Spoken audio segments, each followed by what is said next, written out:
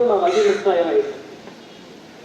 ಯಾವಾಗ ಷಡಸ್ಥಲ ಧ್ವಜಾರೋಹಣ ಪ್ರಾರಂಭವಾಯಿತು ಅಂದಿನಿಂದ ಈ ಅನುಷ್ಠಾನ ಮಂಗಲ ಏನಿದೆಯಲ್ಲ, ಅನುಷ್ಠಾನ ಮಂಗಲ ಕಾರ್ಯಕ್ರಮಕ್ಕೆ ಪಟಾಯಿ ಕಾರ್ಯಕ್ರಮದ ಸಂಪೂರ್ಣವಾಗಿ ಎಲ್ಲ ಕಾರ್ಯಕ್ರಮಗಳು ಇಲ್ಲಿಗೆ ಮುಕ್ತಾಯ ಆಯಿತು ಅಂತ ತಾವೆಲ್ಲ ತಿಳ್ಕೊಳ್ಬೇಕು. ನನ್ನ ಪುಣ್ಯ ಏನಪ್ಪ ಅಂತಂದ್ರೆ, ನಮ್ಮ ಗುರುಗಳು ಮುಖ್ಯ ಪುತ್ತೂರು ಬಸವಲಿಂಗ ಮಹಾಸ್ವಾಮಿಗಳವರು ಒಂದು ಅಪ್ಪಣೆ ಮಾಡಿದರು. 10 ದಿನಗಳ ತನಕ ಹಾಲ್ಗೇರಿ ಹೋಗಿ ಅನುಷ್ಠಾನ ಮಾಡಿ ಬಾರಿ ಅಂತ ನನ್ನ ಪುಣ್ಯ ಅದ. ಯಾಕಪ್ಪ ಅಂತಂದ್ರೆ ಗುರುಗಳು ಗದ್ದಿಗೆ ಗುರುಗಳಿರುವಂಥ ಸ್ಥಾನ ಹಾಲ್ಗೇರಿ ಮಠ. ಆ ಹಾಲ್ಗೇರಿ ಮಠದಾಗ ಹೋಗಿ ಅನುಷ್ಠಾನ ಮಾಡಿ ಕೆಲವೊಂದಿಷ್ಟು ದಿನ ಬಳ್ಳಾರಿಯಲ್ಲಿ ಮತ್ತೆ ಈ ಗ್ರಾಮಕ್ಕೆ ಬಂದು ಅನುಷ್ಠಾನ ಮಂಗಲ ಮಾಡಿದ್ವಿ. ನಮ್ಮ ಪುಣ್ಯ. ಯಾಕಪ್ಪ ಅಂತಂದ್ರೆ ನಾವು ಅಲ್ಲಿ ಮಾಡಬೇಕು ಇಲ್ಲಿ ಮಾಡಬೇಕು ಅಂತಂದು ನಾವೇನು ಅನ್ಕೊಂಡಿರ್ತೀವಿ. ಆದರೆ ಆ ಸ್ಥಾನದಲ್ಲಿ ಹೋಗಿ ಮಾಡಕ್ ಆಗಂಗಿಲ್ಲ. ಅದು ಬಯಸಿದೆ ಬಂದಿರುವಂತ ಭಾಗ್ಯ. ಹಾಲ್ಗೇರಿಗೆ ಹೋಗಿ ನಾನು ಅನುಷ್ಠಾನ ಮಾಡಿರುವಂತ ಭಾಗ್ಯ, ಅದು ನನಗೆ ಬಯಸಿದೆ ಬಂದಿರುವಂತ ಭಾಗ್ಯ ಅಂತ ಬಹಳ ಪುಣ್ಯವಂತ ಅಂತಂದು ನಾವಿಲ್ಲಿ ತಿಳ್ಕೊಳ್ಬೇಕು. ಈ ಅನುಷ್ಠಾನ ಮಾಡಬೇಕು, ಎದಕ್ಕೆ ಮಾಡಬೇಕು, ನಾ ಏನೇನು ಮಾತಾಡಬೇಕು ಅಂತಂದು ಅನ್ಕೊಂಡಿದ್ದಲ್ಲ, ನಮ್ಮ ಶಾಸ್ತ್ರಿಗಳು ತಮಗೆಲ್ಲ ತಿಳಿಸ್ಬಿಟ್ಟಾರೆ. ಮಾತು ಹೆಂಗಿರಬೇಕು, ಅನುಷ್ಠಾನ ಎದಕ್ಕೆ ಮಾಡೋದು, ಸ್ವಾಮಿಗಳಾದ್ರೂ ಮೌನ ಎದಕ್ಕಿರಬೇಕು, ನೀವು ಎದಕ್ಕೆ ನಮ್ಮ ಪಾದಕ್ಕೆ ನಮಸ್ಕಾರ ಮಾಡ್ತೀರಿ ಅಂತಂದ್ರೆ ಎಲ್ಲವನ್ನ ಸವಿಸ್ತಾರಾಗಿ ತಿಳಿಸಿದ್ದಾರೆ. ನಾವೆಲ್ಲ ಅದನ್ನು ಹೇಳ್ಬೇಕು ಇದನ್ನ ಹೇಳ್ಬೇಕು ಅಂತಂದ್ರೆ ಎಲ್ಲ ಅನ್ಕೊಂಡಿದ್ವಿ. ಅವರೇನು ನನ್ನ ವಿಚಾರ ತಿಳ್ಕೊಂಡು ಮಾಡ್ಯಾರೇನೋ ಗೊತ್ತಿಲ್ಲ, ಏನೇನು ಮಾತಾಡ್ಬೇಕಂತ ಅನ್ಕೊಂಡಿದ್ದಿಲ್ಲ, ಎಲ್ಲವನ್ನ ಸವಿಸ್ತಾರಾಗಿ ತಮಗೆಲ್ಲ ತಿಳಿಸಿದ್ದಾರೆ. ತಾವೆಲ್ಲ ಬಹಳ ಭಕ್ತಿಯಿಂದ ಪಟಾಲಿ ಕಾರ್ಯಕ್ರಮದಲ್ಲಿ ಬಹಳ ಭಕ್ತಿಯಿಂದ ತಾವೆಲ್ಲ ಭಾಗವಹಿಸಿ ಕಾರ್ಯಕ್ರಮ ಯಶಸ್ವಿಗೊಳಿಸಿದ್ದೀರಿ. ಈ ಅನುಷ್ಠಾನ ಮಂಗಲ ಕಾರ್ಯಕ್ರಮದಲ್ಲಿಯೂ ಸಹ ಎಲ್ಲ ಸದ್ಭಕ್ತರು, ಎಲ್ಲ ಯುವತಿಯರು, ಎಲ್ಲ ಹಿರಿಯರು, ತಾಯಂದಿರು ಎಲ್ಲರೂ ಬಹಳ ಭಕ್ತಿಯಿಂದ ಕಾರ್ಯಕ್ರಮ ಯಶಸ್ವಿಗೊಳಿಸಲು ಮೂಲ ಕಾರಣಕರ್ತರು ಹಾಗೂ ಸುತ್ತಲಿರುವಂತ ಎಲ್ಲ ಸದ್ಭಕ್ತರು ಈ ಕಾರ್ಯಕ್ರಮ ಬಂದಿದ್ದೀರಿ. ಇಲ್ಲಿ ತಾವೆಲ್ಲ ಏನ್ ತಿಳ್ಕೊಳ್ಬೇಕಪ್ಪ ಅಂತಂದ್ರ, ಈ ಗುರು ಮತ್ತು ಶಿಷ್ಯರ ಸಂಬಂಧ ನಿರಂತರವಾಗಿರಬೇಕು.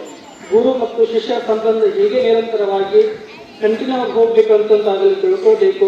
ತಾವೆಲ್ಲ ಪ್ರತಿನಿತ್ಯವೂ ಕಾರ್ಯಕ್ರಮ ಪ್ರತಿನಿತ್ಯವೂ ಮಠಕ್ಕೆ ಬಂದು ಗದ್ದಿಗೆ ದರ್ಶನವನ್ನು ಮಾಡಿ ತಾವೆಲ್ಲ ಗುರುಗಳ ಕೃಪೆಗೆ ಪಾತ್ರರಾಗಬೇಕು. ನಾವಂತ 21 ದಿನ ಅನುಷ್ಠಾನ ಮಾಡಿ, ಎಷ್ಟು ದಿನ ರೀ?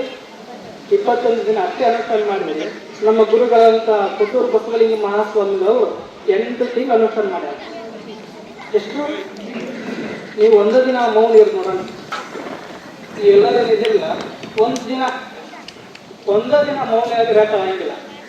ಆದರೆ ಪುತ್ತೂರು ಬಸವಲಿಂಗ ಮಹಾಸ್ವಾಮಿಗಳವರು ನಮ್ಮ ಗುರುಗಳಂತಹ ಸಂಕಲ್ಪ ಮಹಾಸ್ವಾಮಿಗಳು ಅಪ್ಪಣೆ ಮಾಡಿದರು. ನೀವು ಇದಿಗೆಯಲ್ಲಿ ಅನುಷ್ಠಾನ ಮಾಡ್ರಿ ಅಂತ ಹೇಳುವಾಗ 8 ತಿಂಗಳ ತನಕ ಅನುಷ್ಠಾನವನ್ನು ಮಾಡಿ ಯಾರಿಗೂ ದರ್ಶನವನ್ನು ಕೊಡಲಾರದನೆ ಲಿಂಗದಲ್ಲಿಯೇ ತಲ್ಲೀನರಾಗಿ ನಮ್ಮೆಲ್ಲರಿಗೂ ದರ್ಶನ ಕೊಡಕೊಡ್ತಾರೆ. ಅದರ ಜೊತೆಗೆ ಮನೆಗೂ ಸಹ ಪೂಜ್ಯರು 1 ತಿಂಗಳ ತನಕ ಅನುಷ್ಠಾನವನ್ನು ಮಾಡಿ ನಿಮ್ಮೆಲ್ಲರಿಗೂ ದರ್ಶನ ಕೊಡ್ತಾ ಇದ್ದಾರಪ್ಪ ಅಂತಂದ್ರೆ ಅದಕ್ಕೆ ನೀವೆಲ್ಲರೂ ಪುಣ್ಯ ಭಾಗ್ಯಶಾಲಿಗಳು ಅಂತಂತ ಅಲ್ಲಿ ತಿಳ್ಕೊಳ್ಬೇಕು. ಆ ಪುಣ್ಯ ಭಾಗ್ಯಶಾಲಿಗಳಾದಂಥ ಎಲ್ಲ ಭಕ್ತರು ಪೂಜ್ಯ ಗುರುಗಳ ಪಾದಕ್ಕೆ ನಮಸ್ಕಾರವನ್ನು ಮಾಡಿ, ನೀವೇನೇನು ಪಾದವನ್ನು ಮಾಡಿದ್ದೀರೋ, ಏನೇನು ಕೆಟ್ಟ ಯೋಚನೆ ಮಾಡ್ತಾ ಇದ್ದೀರೋ ಎಲ್ಲವನ್ನ ಪಾದಕ್ಕೆ ಹಾಕಬೇಕು. ಎಲ್ಲವನ್ನ ಪಾದಕ್ಕೆ ಹಾಕಿ ನಾವೆಲ್ಲರೂ ಪುಣ್ಯ ಭಾಗ್ಯಶಾಲಿಗಳು ಅಂತಂತ ಅಲ್ಲಿ ತಿಳ್ಕೊಳ್ಬೇಕು. ಒಂದು ಸಾರಿ ಶಾರದಾ ಮಾತೆಯವರ ಹತ್ರ ಒಬ್ಬ ಭಕ್ತರು ಬಂದು ಕೇಳ್ತಾರಂತ, ಯಾಕೆ ನೀವು ಜಪವನ್ನ ಮಾಡ್ತೀವಿ? ಅವ್ರು ಒಂದು ದಿನಕ್ಕೆ 1 ಲಕ್ಷ ಜಪ ಮಾಡ್ತಿರ್ತಾರಂತ. 1 ಲಕ್ಷ ಜಪ ಮಾಡ್ತಿರ್ತಾರಂತ. ಎದಕ್ಕೆ ನೀವು ಇಷ್ಟು ಶಿಷ್ಯರಿಗೆ ದೀಕ್ಷೆಯನ್ನು ಕೊಡ್ತೀರಿ, ಎಲ್ಲ ಸದ್ಭಕ್ತರನ್ನ ಉದ್ಧಾರ ಮಾಡ್ತೀರಿ, ಇಷ್ಟೆಲ್ಲ ನೀವೆಲ್ಲ ಭಾಗ್ಯ ಪುಣ್ಯ ಬಂತರು, ನೀವು ಯಾಕೆ ಒಂದು ತಿಂಗಳ ತನಕ 1 ತಿಂಗಳು 1 ಲಕ್ಷ ಜಪ ಮಾಡ್ತೀರಿ ಅಂತಂದು ಶಾರದಾ ಮಾತೆಯರು ಕೇಳಿದಾಗ ಶಾರದಾ ಮಾತೆ ಹೇಳ್ತಾರ, ನನ್ನ ಸದ್ಭಕ್ತರು ಅವರೆಲ್ಲರೂ ನಮಸ್ಕಾರ ಮಾಡ್ತಾರ. ಅವರು ಪಾಪವನ್ನು ಮಾಡಿ ನಮಗೆ ಪಾದಕ್ಕೆ ಹಾಕಿ ಅವರ ಪಾಪವನ್ನು ನಮ್ಮ ಪಾದಕ್ಕೆ ಹಾಕಿ ಹೋಗ್ತಾರ. ಆ ಪಾಪವನ್ನು ಕಳ್ಕೊಳ್ಬೇಕಪ್ಪ ಅಂತಂದ್ರ ನಾನು ಅನುಷ್ಠಾನವನ್ನು ಮಾಡಬೇಕು, ಜಪವನ್ನು ಮಾಡಬೇಕು ಅಂತಂದು ಶಾರದಾ ಮಾತೆಯವರು ತಿಳಿಸ್ತಾರ. ಆ ಶರಣಾಗಿ ಈ ಮೌನ ಅಂತಂದ್ರ ನಾವು ಕೇವಲ ಮನಸ್ಸಿನಿಂದ ಅಷ್ಟೇ ಇರಬೇಕು. ಮಾತಿನಿಂದ ನಾವು ಮೌನ ಇರಬಹುದು, ಆದರೆ ಮನಸ್ಸಿನಿಂದ ನಾವು ಮೌನವಾಗಿರೋ ಕಲ್ತ್ಕೊಳ್ಬೇಕು ಅಂತ ತಾವೆಲ್ಲ ತಿಳ್ಕೊಳ್ಳು. ಈ ಮಾತಿನಿಂದ ಏನಾಗಬೇಕಪ್ಪ ಅಂತಂದ್ರ ಒಂದು ಮನೆಯನ್ನು ಹೊಡಿಬಹುದು, ಒಂದು ಮನೆಯನ್ನು ಕೂಡಿಸ್ಬಹುದು. ಒಬ್ಬ ವೈರಿ ನಮ್ಮ ಮುಂದೆ ಬಂದು ನೀನು ಹಂಗೆ ಮಾಡ್ತೀನಿ, ಹಿಂಗೆ ಮಾಡ್ತೀನಿ, ಹೊಡಿತೀನಿ ಬಡಿತೀನಿ ಅಂತ ಬಂದಾಗಪ್ಪ ಅಂತಂದ್ರ ಸುಮ್ಮನೆ ಶಾಂತವಾಗಿರುತ್ತೆ. ಶಾಂತವಾಗಿದ್ದಕ್ಕಂತಂದ್ರೆ ಎಷ್ಟೋ ಕಠೋರವಾಗಿರುವಂತ ವೈರಿ ಮಾಡ್ತಾನ ಬರ್ತಾನ ಹೋಗ್ಬಿಡ್ತಾನ. ಇವೆಲ್ಲ ಭಾವಚಿತ್ರದಲ್ಲಿ ನೋಡ್ತೇವೆ. ಹಿಂದಿನ ಋಷಿ ಮುನಿಗಳು ಸಂತರ ಹತ್ತಿರ ಕಾಡು ಪ್ರಾಣಿಗಳು, ಹುಲಿ, ಚಿಗರೆ, ಬೆಕ್ಕು, ಇಲಿ ಈ ಎಲ್ಲ ಕಠೋರವಾದಂತಹ ಪ್ರಾಣಿಗಳು ಇರ್ತವು, ದೊಡ್ಡ ಪ್ರಾಣಿಗಳು ಇರ್ತವು. ಕಠೋರ ಪ್ರಾಣಿಗಳು ಯಾಕೆ ಸುಮ್ಮನಾಗಿದ್ದಪ್ಪ ಅಂತಂದ್ರ ಆಗಿನ ಸಂದರ್ಭದಲ್ಲಿ ಇರುವಂತಹ ಎಲ್ಲಾ ಸಂತರು ಶರಣ ಏನ್ ಮಾಡ್ತಿದ್ರು ಅಂದ್ರ ತಮ್ಮ ಮನಸ್ಸನ್ನ ಶಾಂತವಾಗಿಟ್ಕೊಂಡಿದ್ರು, ಅವರು ಸಮಾಧಾನದಿಂದ ಇದ್ರು. ಅದಕ್ಕ ಯಾವ ವ್ಯಕ್ತಿ ಸಮಾಧಾನದಿಂದ ಇರ್ತಾನೋ ಆ ಸುತ್ತಲಿರುವಂತ ಎಲ್ಲಾ ವಾತಾವರಣ ಏನಾಗಿರೋದಂತಂದು ಪರಿಶುದ್ಧವಾಗಿ ಶಾಂತವಾಗಿರ್ತದ. ನೀವೆಲ್ಲ ಮಠಕ್ಕೆ ಬರ್ತೀರಿ, ಗುಡಿಗಳಿಗೆ ಬರ್ತೀರಿ. ಗುಡಿಗಳಿಗೆ ಬಂದಾಗ, ಮಠಕ್ಕೆ ಬಂದಾಗ ನೀವೆಲ್ಲ ಮನಸ್ಸು ಹೆಂಗಾಗಿರ್ತೈತಿ, ಕಲೋಲ ಇರ್ತೈತಿ. ಅದು ಇದಾಯ್ತು, ಹಂಗ್ ಮಾಡ್ಬೇಕು, ಹಿಂಗ್ ಮಾಡ್ಬೇಕು, ಹಾಗಿಲ್ಲ, ಶಾಂತವಾಗಿ. ಅದ ನಿಮ್ಮ ಮನೆಯಲ್ಲಿ ಇದ್ದಾಗ ಏನಾಗ್ತೈತಿ, ಅದು ಆ ಚಿಂತೆ ಮಾಡ್ತೀರಿ, ಈ ಚಿಂತೆ ಮಾಡ್ತೀರಿ. ಇಲ್ಲಿ ಯಾಕ ಸಮಾಧಾನ ಅನ್ಸತಿ, ನಿಮ್ಮ ಮನೆಯಲ್ಲಿ ಯಾಕ ಮನಸ್ಸು ಅರಳ್ತಾ ಇದ್ದಪ್ಪ ಅಂತಂದ್ರ ಇಲ್ಲಿ ಪೂಜ್ಯ ಗುರುಗಳ ಗದ್ದಿಗೆ ನಿರಂತರವಾಗಿ ಪೂಜೆಯನ್ನು ಮಾಡ್ತಾ ಇರ್ತಾರೆ, ಜಪವನ್ನ ಮಾಡ್ತಾ ಇರ್ತಾರೆ. ಪೂಜೆಯನ್ನು ಮಾಡುವಂತ ಸಂದರ್ಭದಾಗ ಎಲ್ಲಾ ವಾತಾವರಣ ಪ್ರಶಾಂತವಾಗಿ ಶಾಂತವಾಗಿ ಇರ್ತದ. ಆ ಕಾರಣಾಗಿ ಪ್ರತಿನಿತ್ಯ ನಾವೆಲ್ಲ ಕೇವಲ ಸ್ವಾಮಿಗಳಾದಷ್ಟೇ ಪೂಜೆ ಮಾಡ್ಕೊಳ್ಬೇಕಂತ ಏನಿದೆ ರೂಲ್ಸ್ ಇಲ್ಲ. ಸ್ವಾಮಿಗಳಾದಾರ ಕಾಯಿ ಕಟ್ಟು ಹಾಕ್ಯಂಡಾರ, ಮಡ್ದಾಗ ಅದಾರ, ಅವರೇನು 3 ಹೊತ್ತು ಪೂಜೆ ಮಾಡ್ಕೊಂಡಿರ್ಬೇಕಂತ ನೀವು ಏನು ರೂಲ್ಸ್ ಇಲ್ಲ. ಎಲ್ಲಾ ಸದ್ಭಕ್ತರು ಯಾರ್ಯಾರು ಮನುಷ್ಯರಾಗಿ ಜೀವನ ಇದೀವಪ್ಪ ಅಂತಂದ್ರ, ಯಾರು ಮನುಷ್ಯರದೀವಲ್ಲ ನಾವೆಲ್ಲರೂ ಪ್ರತಿನಿತ್ಯವೂ ದೇವನಾಮ ಸ್ಮರಣೆ ಮಾಡಬೇಕು.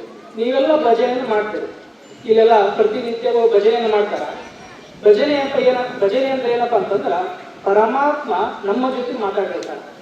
ಭಜನೆ ಅಂದ್ರ ಪರಮಾತ್ಮ ನಮ್ಮ ಜೊತೆ ಮಾತಾಡ್ತಿರ್ತಾನೆ. ಮೌನ ಅಂದ್ರೆ ನಾವು ಪರಮಾತ್ಮ ಜೊತೆ ಮಾತಾಡ್ತಿರ್ತೀವಿ. ನಾವು ಪರಮಾತ್ಮನಲ್ಲಿ ಮಾತಾಡೋದು ಅಂತಂದ್ರೆ ಅದು ಮೌನದಿಂದ. ಪರಮಾತ್ಮ ನಮ್ಮ ಜೊತೆ ಮಾತಾಡ್ತಾನಂತಂದ್ರೆ ಅದ್ರ ಭಜನೆ ಮೂಲಕ ಅಂತ ತಾವೆಲ್ಲ ತಿಳ್ಕೊಳ್ಬೇಕು. ಈ ಪ್ರತಿನಿತ್ಯ ತಾವೆಲ್ಲ ಲಿಂಗಧಾರಣ ಮಾಡಿಕೊಳ್ಬೇಕು, ಪೂಜೆಯನ್ನು ಪುನಸ್ಕಾರ ಮಾಡಬೇಕಂತಂದು ಆತ್ಮೀಯ ಪರಮ ಪೂಜ್ಯರಾದಂತಹ ಮರಿಕೊಟ್ಟು ದೇಶಿಕರು ತಮಗೆಲ್ಲರೂ ತಿಳಿಸಿದ್ದಾರೆ. ಗುರುಗಳ ಅಪ್ಪಣೆ ಏನಾಗೈತಪ್ಪ ಅಂತಂದ್ರ ತಮಗೆಲ್ಲರಿಗೂ ಯಾರ್ಯಾರಿಗೆ ಲಿಂಗ ಇಲ್ಲೋ ಅವರಿಗೆಲ್ಲರಿಗೂ ಲಿಂಗವನ್ನು ಕೊಟ್ಟು ಪೂಜೆ ಪುರಸ್ಕಾರ ಮಾಡುವಂತಹ ವಿಧಿ ವಿಧಾನ ಕಲಿಸಬೇಕಂತಂದು ಪೂಜ್ಯ ಕೊಟ್ಟೂರು ಬಸವಲಿಂಗ ಮಹಾಸ್ವಾಮಿ ಅಪ್ಪಣೆ ಆಗಿದೆ. ಬರುವ ದಿನಗಳಲ್ಲಿ ತಾವೆಲ್ಲ ಲಿಂಗಧಾರಣೆಯನ್ನು ಮಾಡಿ ಪ್ರತಿನಿತ್ಯವೂ ಲಿಂಗಾಭಿಷೇಕ ಪೂಜೆಯನ್ನು ಮಾಡುವಂತಹ ಸದ್ಭಕ್ತ ತಾವೆಲ್ಲ ಆಗ್ಬೇಕಂತ ತಮಗೆಲ್ಲರಿಗೂ ಕರೆಯನ್ನು ಕೊಟ್ಟು ಪೂಜ್ಯ ಕೊಟ್ಟೂರು ಬಸವಲಿಂಗ ಮಹಾಸ್ವಾಮಿ ಆಶೀರ್ವಾದ, ಜಗತ್ತು ಸಂಗಮ ಮಹಾಸ್ವಾಮಿ ಆಶೀರ್ವಾದ ಸದಾಕಾಲವನ್ನು ನೀಡುವುದೇ ನನ್ನ ವಿರಮಣೆ.